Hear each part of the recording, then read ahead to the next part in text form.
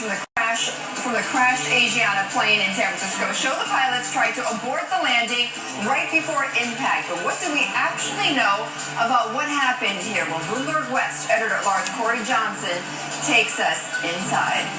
Asiana Flight 214 began in Shanghai at about 3 p.m. local time. A contingent of 60 Chinese students and 10 teachers were among those boarding on their way to San Francisco for a summer camp. The plane stopped in Seoul to take on more passengers, and at 5:04 began its 10-hour, 20-minute flight to San Francisco International Airport. The flight was typical of the dozens of non-stops from Seoul to San Francisco, which fly every week. The Boeing 777 was one of the newer planes in the Asiana fleet, one of the 12 777s purchased in 2006. And while some carriers choose to cram the 777 with as many as 365 seats, this Asiana flight was near capacity with just 307 people, 291 passengers, 16 crew. As the plane approached San Francisco, the sky was remarkably clear, fog-free with just a 6 to 7 knot wind. The San Francisco tower told pilots that visual flight rules were in effect. In other words, pilots could guide themselves to the runway without the assistance of instruments or air traffic control. But in the last moments of the approach to San Francisco International, there were clues that something wasn't quite right. Look at this flight path from the previous day's Asiana Flight 214. Data from FlightAware shows the safe approach, a steady, straight decline, culminating in a safe landing well onto the runway. Now look at the actual flight path of Saturday's Asiana Flight 214. The plane comes in much steeper, and then you can see the pilot try to jack the plane out of its descent.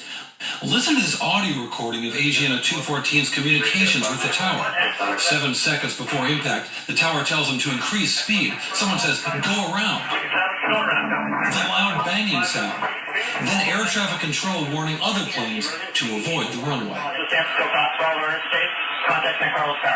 Coming in too slow and too low, the tail slammed into the seawall short of the runway, snapping off and sending the plane spiraling down the tarmac. The fatalities, 2 16-year-old Chinese girls. And as the fire department raced on the scene 7 minutes after the crash, they found smoldering ruins of the massive 777. Lying on the tarmac, dozens of passengers who jumped from the plane before the evacuation chutes deployed, some taking shelter in the frigid waters of the San Francisco Bay. Dozens more ran from the burning plane, debris and luggage strewn on the runway. All told, 182 survivors were rushed to local hospitals, a number in critical condition. Silicon Valley-based Samsung executive David Yoon raced off the plane and snapped this picture, which spread rapid fire on Path and Twitter. Wrote Yoon, "I just crash landed at SFO, tail ripped off. Most everyone seems fine. I'm okay. Surreal. At Fly SFO." Yes, in the midst of the smoldering wreckage, Yoon used the correct, if horribly ironic, SFO Twitter handle, Fly SFO. Well, I want to bring in Corey Johnson now, who is live at San Francisco's International Airport. And Corey, officials investigating this disaster, they say the plane, as you were mentioning, was going far too slow for a safe landing. You've flown flight simulators before. How would the crew know or be able to tell exactly that it was coming in too slow? Well, so there's a lot to be learned yet, and the NTSB has warned us not to jump to conclusions.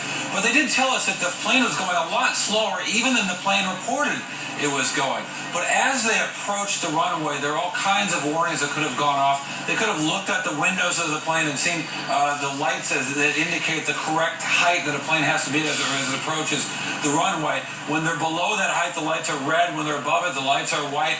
Furthermore, within the cockpit, certain warnings went off with something called a stick shaker, where the throttle literally shakes and makes a loud noise. But at that point, it was too late, and they couldn't arrest the descent of the plane because they were going so slow and hitting that seawall, spinning out of control.